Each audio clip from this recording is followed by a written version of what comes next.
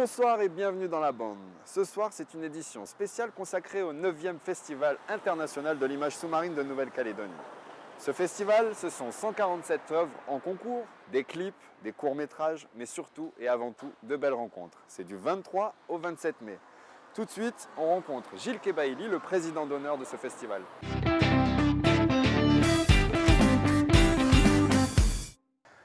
Bonsoir à tous et bienvenue dans cette édition spéciale consacrée au 9e Festival international de l'image sous-marine de Nouvelle-Calédonie. Et nous avons donc l'honneur de recevoir sur ce plateau Gilles Kebaili. Bonsoir Antoine. Bonsoir et merci de nous recevoir. Vous êtes donc réalisateur de documentaires, spécialiste du monde sous-marin. Vous avez notamment travaillé pendant 25 ans sur l'émission Ushuaïa Nature avec Nicolas Hulot. Et puis, vous avez aussi sillonné tous les océans. Vous avez notamment participé à des expéditions, mis en place des expéditions scientifiques avec Gombessa 1 et 2. Et puis, je crois même que c'est une trilogie sur le fameux Sélincante, poisson préhistorique. Vous avez aussi sillonné l'Antarctique, les déserts. Les déserts aussi. Donc voilà, vous avez toutes les latitudes, on va dire. En 25 ans, avec Nicolas Hulot, c'est vrai qu'on a fait le tour de la planète plusieurs fois. Toutes les latitudes. La glace, le désert, les atolls. Et puis il se trouve qu'on était à peu près 5 réalisateurs. Et moi, mon cœur a basculé plutôt dans le Pacifique, on va dire. Donc j'étais un peu le spécialiste, entre guillemets, de tout ce monde ilien, les îles du Pacifique, la Polynésie, la Mélanésie notamment. Donc moi j'ai une histoire très forte avec cette région du monde. Alors justement, vous nous faites l'honneur d'être le président de cette 9e édition. Pourquoi avoir accepté l'invitation et surtout ici en Nouvelle-Calédonie pour ce festival? Je dois beaucoup à la Nouvelle-Calédonie. Je suis venu ici pour la première fois en 92. J'ai fait un premier film, c'était pour Ushuaïa d'ailleurs. Ushuaïa Magazine de l'extrême. On présentait des petits courts-métrages chargés d'adrénaline et j'avais été marqué quand même par cet accueil en tribu, puisque j'étais à Dokine, à Lifou, et je découvrais cette coutume, je découvrais cet univers, peuple premier, peuple racine. Et j'ai eu envie de revenir, évidemment, parce que ce n'était pas le sujet du départ, mais en le découvrant, on a envie d'aller plus loin dans notre découverte. Donc oui, à la Nouvelle-Calédonie, je dois beaucoup. Je suis resté 2 mois et demi, juillet, août. Je devais filmer aussi les baleines qui arrivent dans cette baie magnifique. C'est fort pour moi parce que ça a correspondu à la naissance de mon premier enfant, ma première fille, Swan, qui a exactement le même âge, puisqu'elle est née en 92. Et à peine sortie du ventre de sa maman, je suis venu en Nouvelle-Calédonie pendant 2 mois. Donc, une grande frustration, mais en même temps, voilà, je suis un peu le bébé, moi, de la Nouvelle-Calédonie, et j'étais adopté par cette tribu de Dokine. Alors revenons au festival, il y a pas mal de participants cette année, le festival prend de l'ampleur d'année en année. Vous, qu'est-ce que vous en attendez? Qu'est-ce que vous attendez? Qu'est-ce que vous comptez découvrir et comment... Voir comment les talents ont évolué ici, parce qu'on a vécu une transformation de la technique de prise de vue, de l'argentique au numérique, et ça a créé beaucoup de vocations. Donc il y a beaucoup d'images qui sont faites à travers le monde et je suis convaincu que les Calédoniens s'y sont mis également et ils ont un tel laboratoire ici qu'ils ont forcément beaucoup de choses à nous montrer. Ils sont sur place, donc forcément pour moi c'est en même temps une source d'inspiration puisque je suis évidemment un peu toujours à la recherche de sujets, donc je prêche pour ma paroisse, mais voilà, je viens chercher l'inspiration auprès de mes jeunes compatriotes qui sont ici et puis m'émerveiller parce que évidemment métropole, moi je ne viens pas ici tous les ans, hein, je viens ici tous les 5-6 ans, donc j'ai toujours une petite frustration de ces lagons et de ce monde sous-marin, donc je viens redécouvrir ce lagon. Alors ce n'est pas qu'un festival de photos et d'images sous-marines, de vidéos, c'est également le témoin d'un monde à part, à partir du moment où c'est rendre l'invisible visible entre guillemets. Oui, évidemment, sous l'eau, c'est difficile. Et c'est assez paradoxal, puisqu'on est dans un pays où on dit que ce sont des gens de terre ici. Or là, on fait un festival sur la mer. Et je pense qu'il y a beaucoup de Mélanésiens qui ne connaissent pas forcément ce qu'il y a devant leurs yeux, pratiquement. À force, oui, à force d'images, on le voit. Mais je trouve ça intéressant de montrer l'envers du décor et de rentrer dans les profondeurs de l'océan pour y découvrir des spécimens exceptionnels. Laurent Balesta, avec qui je travaille, a découvert des espèces ici ou redécouvert des espèces comme cette algue gigantesque qui a été vue à Lifou et photographiée pour la première fois à Lifou. On ne l'a vu qu'ici. On a voyagé à travers le monde et on n'a jamais vu ça ailleurs qu'ici.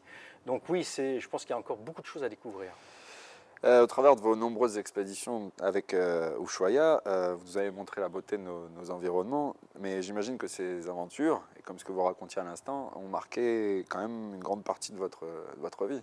Et puis c'est des milliers de plongées, c'est des millions d'heures passées sous l'eau, enfin des milliers. Moi j'ai commencé avec Nicolas, j'avais 25 ans. J'en ai un peu plus de 50 aujourd'hui.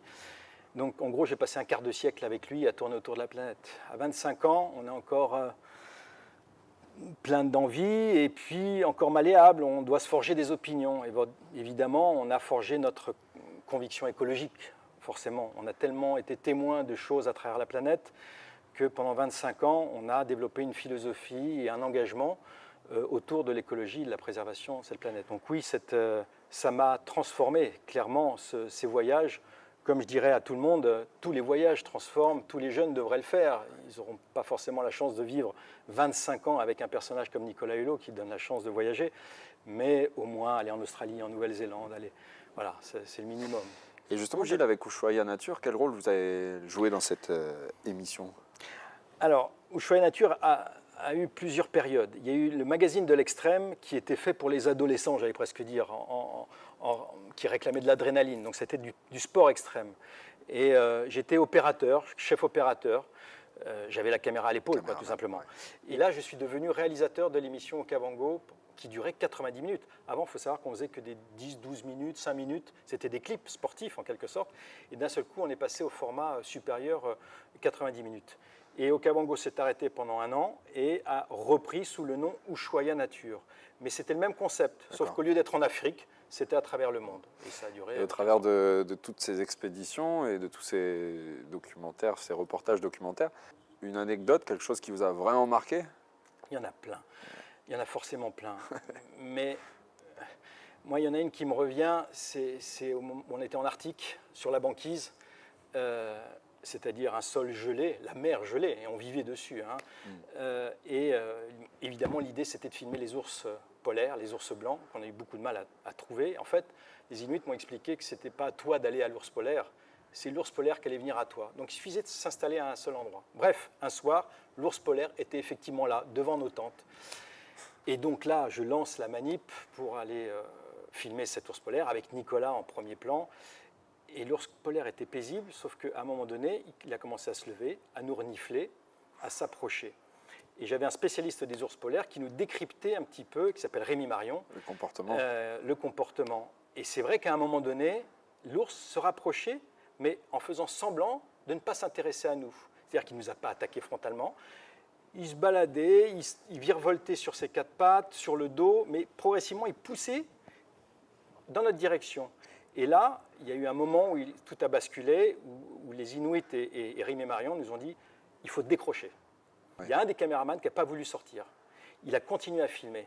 Et tout le monde hurlait, et on voyait l'ours se rapprocher de lui, à 5 mètres, franchement. Et lui, il m'a fait les plus beaux plans d'ours de ce film. Voilà, il y a de la bravoure, mais il y a de la conscience. C'est un peu à l'image de ce qu'était Ushuaïa. Comment est-ce que vous en êtes arrivé là à sillonner la planète et puis Moi, je suis arrivé à une époque où il n'y avait pas beaucoup d'écoles pour faire ce métier. Et je devais être ingénieur, en fait, faire une prépa comme pas mal de jeunes. Et puis, moi, j'ai craqué dès la première année.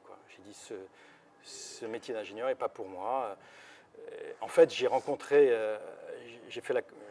un vieux pote à moi qui n'a pas eu son bac et qui m'a montré ce que c'était que le métier d'assistant réalisateur. Il a poussé 2 énormes portes d'un studio et il m'a montré l'envers du décor, c'est-à-dire celui que les gens ne voient pas, c'est la caméra, les réalisateurs, les comédiens, et j'étais subjugué. J'avais 19 ans, donc je ne peux pas dire que j'étais passionné avant 19 ans, mais à partir de là, je l'ai été. Et puis j'avais cette capacité de travail. Quand on veut être ingénieur, en général, on passe quelques heures à résoudre des problématiques et j'avais envie de les résoudre. Et quel homme êtes-vous, entre guillemets? Naturaliste, écologiste ou tout simplement un passionné de l'image ou tout à la fois? Alors, je suis surtout un autodidacte parce qu'à mon époque, il n'y avait pas beaucoup d'écoles pour faire ce métier-là. Je suis même arrivé, la vidéo n'existait même pas. Donc, on était un petit nombre à être candidat à ce métier. Mais la grande chance que j'ai eue surtout, c'est que quand j'ai été à l'armée, j'ai fait le cinéma des armées. Ça existe. En tous les cas, ça a existé. Et je faisais des films pour le ministère des Armées pendant que j'étais en service militaire. Et il se trouve que j'ai réussi à piquer un peu de pellicule et une caméra. Et j'ai fait un clip sportif, le premier. C'était dans les années 85. Ouais. Et il se trouve que ce film, 4 minutes 30, un clip sportif rock'n'roll, hein, sur un mec qui fait du barefoot, c'est-à-dire du ski nautique pieds nus, ouais. Très rapidement sur le lagon. Et il a été présenté à un festival de La Plagne. Et dans la salle, il y avait un monsieur qui s'appelait Nicolas Hulot. Okay. Et il a vu ce film, il a dit, mais moi, c'est ça que je veux. Il est venu me voir, il m'a dit, est-ce que tu pourrais me le refaire pour moi, pour une émission? J'ai envie de monter une émission qui s'appellerait Ushuaïa. Et là, tout a démarré, je ne l'ai plus quitté. Gilles, l'aventure avec Nicolas Hulot Ushuaïa a duré 25 ans. Et ensuite, vous avez mis en place des expéditions scientifiques, notamment Gombessa, une trilogie, je crois. Et Gombessa 1, ça parle du sélincante, un animal préhistorique qui a plus de 300 millions d'années, 380 millions d'années. J'imagine que ça a mis du temps à préparer ce genre de film, une dizaine d'années, parce que c'est des plongées profondes. À plus de 100 mètres. C'est surtout l'œuvre de Laurent Balesta, très sincèrement, à qui il faut rendre hommage. Une autre rencontre alors du coup, aujourd'hui vous travaillez ensemble. Que j'ai rencontré sur Ushuaïa, puisque c'était le compagnon aquatique de Nicolas Hulot. C'est lui qui l'accompagnait, puisqu'il est biologiste marin et photographe. Et quand Nicolas s'est arrêté, pour faire de la politique, et ben on s'est trouvé un petit peu orphelins, nous les réalisateurs. Plus d'Ushuaïa, plus d'émissions, mais il y avait des compétences. On a voulu continuer avec Laurent. Gilles, je vous propose de regarder un extrait, on en parle après pour parler un peu de l'envers du décor.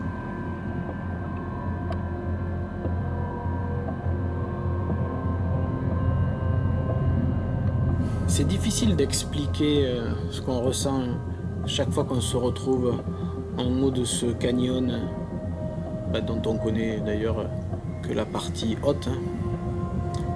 C'est comme si un alpiniste ne connaissait que le sommet de ces montagnes en fait. Et puis la recherche qui commence, quoi, le chronomètre qui tourne, où chaque minute compte et où il faut détecter la trace de la légende vivante le plus vite possible.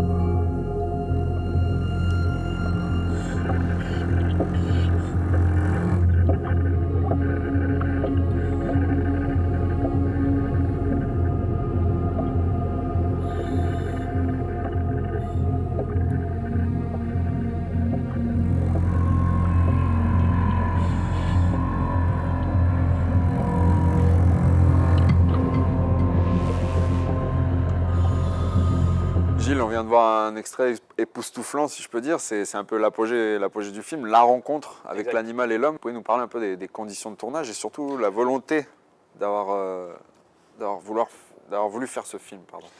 La volonté, c'est celle de Laurent, bien sûr, parce que sur les bancs de l'amphithéâtre, quand on fait des études de biologie marine, il y a un Graal, il s'appelle le sélacanthe. C'est un animal exceptionnel, voilà, qui nous rappelle nos origines, puisque c'est le premier poisson à être monté sur Terre et à conquérir la planète, tout simplement, de manière terrestre.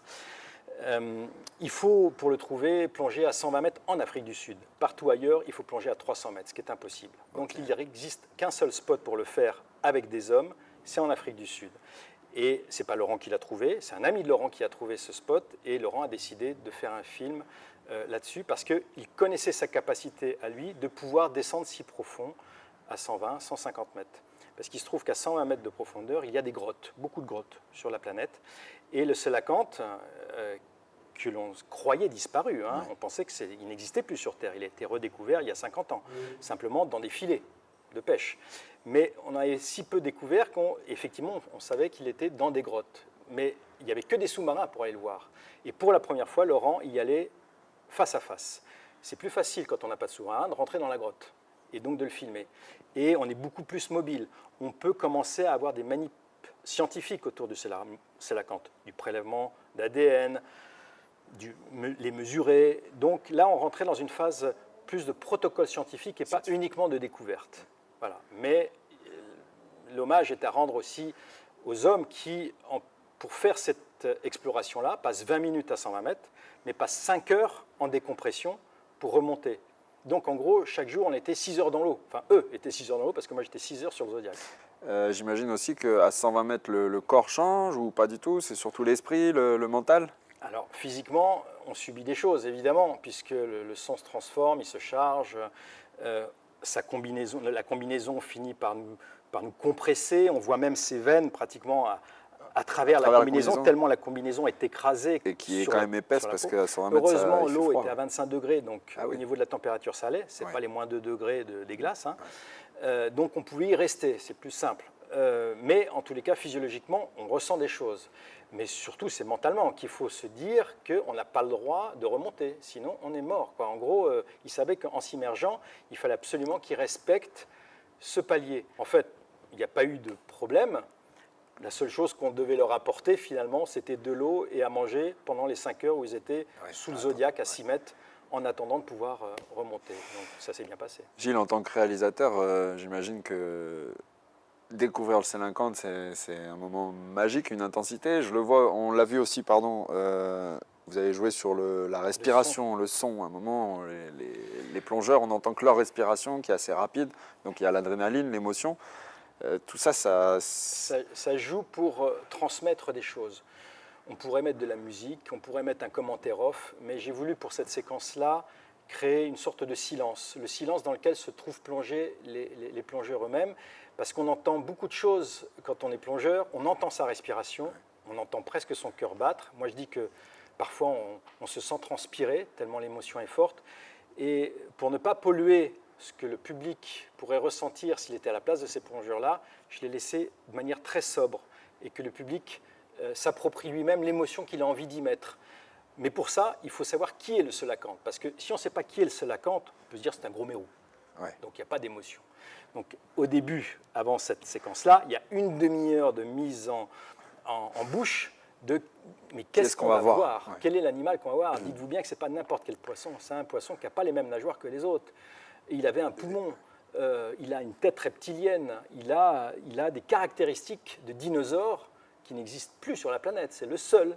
Et il y a un endroit où on peut le voir, c'est là. Et vous avez préparé cette expédition pendant très longtemps. Vous avez mis les moyens, les jours de tournage, ça a duré près de 4 semaines. 5 semaines. 5 semaines. Cinq Mais semaines. est-ce qu'il était au rendez-vous tous les jours? Alors voilà, non, l'anecdote, c'est un peu ça. C'est que la séquence qu'on voit, c'est un peu ce qui nous est arrivé. C'est exactement ce qui nous est arrivé sur le tournage. C'est-à-dire qu'on l'a vu très rapidement, puisqu'il y avait cette grotte. On s'est dit, tout va bien, on va faire le plein d'images, en quelque sorte, pendant 5 semaines. C'était les premiers jours. On avait encore 4 semaines devant nous, sauf qu'on ne l'a plus revu. Il avait totalement disparu. Okay. Est-ce qu'on l'avait dérangé? C'est pas impossible. Hein. C'est pas impossible. Il faut avoir un peu cette humilité-là. Ouais. Mais heureusement, au bout de 4 semaines, la dernière semaine, même les 3 derniers jours, il est revenu. Ce qui, moi, m'a arrangé en tant que réalisateur pour construire mon histoire. Mais ça a été un vrai cadeau parce que ça a créé toute la dramaturgie du film. Évidemment, je m'en suis servi. Tous les soirs, je réécrivais le scénario. Je ne m'étais pas fait à l'idée que je ne le verrais plus, le Sélacanthe. Je m'étais dit, c'est super. Donc j'avais un super scénario, bien ficelé. Sauf que là, il a fallu au montage reconsidérer l'histoire. Et c'est ce qui a fait la force de ce film, je pense, parce que tout le monde vit ce moment-là. On le voit, de l'euphorie, de la déception et une histoire qui se termine bien. Ce soir, Gilles, en ouverture de festival, vous allez nous présenter Le secret des atolls. Pourquoi avoir choisi de montrer ce film aux Calédoniens? Ce film, c'est une longue histoire. C'est un peu l'histoire de ma rencontre avec Laurent Balesta, que j'ai rencontré sur Ushuaïa, comme je l'ai dit, il y a plus de 15 ans. C'est lui qui m'a révélé l'histoire de cette petite larve, c'est-à-dire un cycle biologique exceptionnel que je ne connaissais pas et je pense que peu de gens connaissent, très sincèrement. Peu de gens savent comment les poissons se reproduisent. Voilà. D'abord, tous les poissons ne se reproduisent pas de la même manière. Donc, et cette petite larve, elle est particulière, c'est qu'elle opère un voyage. Elle naît dans un atoll, elle va vivre dans un atoll, mais elle part au large parce qu'au large, il y a moins de prédateurs et on a plus de chances de survivre. Donc, inconsciemment, elle s'en va et ses parents s'arrangent pour qu'au moment où il y a la reproduction, le courant l'emporte. Et c'est une histoire de courant, tout simplement. Mais pendant son voyage, ça a été pour moi le prétexte de revisiter l'ensemble des gros animaux de l'océan et de l'atoll. Donc, c'est un vecteur. Gilles, je vous coupe. Oui. On regarde un extrait, on revient tout de suite après.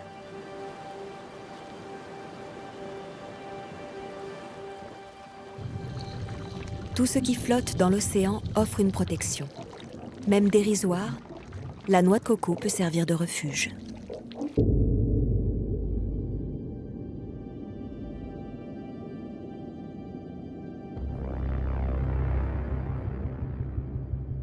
Le requin longimane est le maître incontesté du grand large.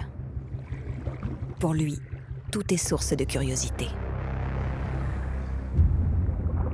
Il est le nettoyeur de l'océan et se nourrit essentiellement de carcasses d'animaux morts.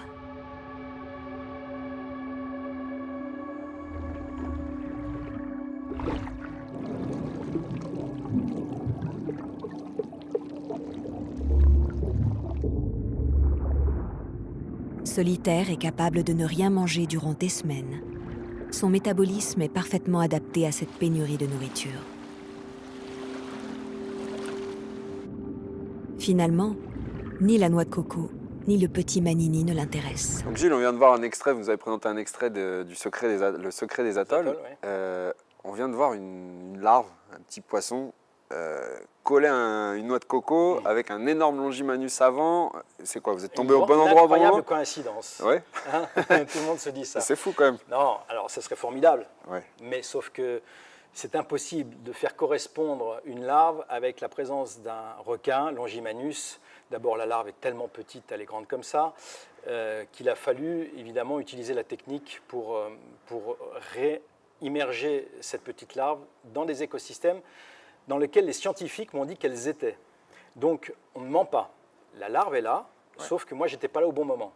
Donc, il a fallu que je triche un peu et qu'on filme une petite larve dans un aquarium avec ce qu'on appelle un fond vert, comme la météo, et que je réincruste la petite larve à l'endroit de la noix de coco qui se détache bien. Cette noix de coco, elle est importante parce qu'elle est un peu le symbole végétal de cet animal qui voyage. On le sait tous ici, en plus en Nouvelle-Calédonie, un cocotier, ça fait de la noix de coco qui flotte, c'est une graine qui voyage, exactement comme une petite larve, et elle retrouvera un jour une terre sur laquelle le cocotier prendra. Et bien voilà, c'est cette double histoire parallèle, animal-végétal, qu'on a voulu mettre en place, et à chaque fois qu'on voit la petite larve, en général, on voit la noix de coco. Et ça a été une façon de raconter l'histoire. Justement, avec Laurent Balesta, aujourd'hui, on a la capacité de capturer des images époustouflantes. Avec Laurent Balesta, vous faites de magnifiques images. Est-ce que c'est aussi un peu votre marque de fabrique de rechercher la dernière technologie, ce qui se fait pour être au plus près de... Avec Laurent, on s'est un peu trouvé parce que lui, il a cette exigence-là technique avec ses appareils photo et moi, je l'ai avec les caméras. Et à chaque fois qu'on fait un film, alors oui, il y a un événement naturel, mais on s'oblige toujours à se dire mais comment on pourrait le capter? Quelle nouvelle image on pourrait offrir au public pour que lui-même se sente investi de l'image et soit subjugué et fasse le buzz en quelque sorte. Donc là, pour le film, le dernier qu'on a fait, on a réinventé une caméra. En fait, ce n'est pas une caméra, c'est 38 caméras autour d'une arche qui fait 4 mètres de diamètre. Et c'est ce qu'on appelle l'effet Matrix. On le voit souvent en pub, mais on ne l'avait jamais vu sous l'eau, et encore moins avec des requins, pendant qu'ils captent leur proie. Parce que ce qui est intéressant d'un point de vue scientifique, c'est de voir la même action à des endroits différents. Pour tout simplement la détailler, comprendre quelle est la stratégie des autres requins qui s'approchent. Enfin, voilà. Vos expéditions et vos documentaires s'inscrivent aussi dans une démarche scientifique. Qu'est-ce que ça permet pour la science? Est-ce que ça permet à la science d'avancer? Vous les aidez Alors, moi, je trouve que ça permet... D'abord, je pense que la science a le devoir de communiquer. Et nous, on est l'outil de communication.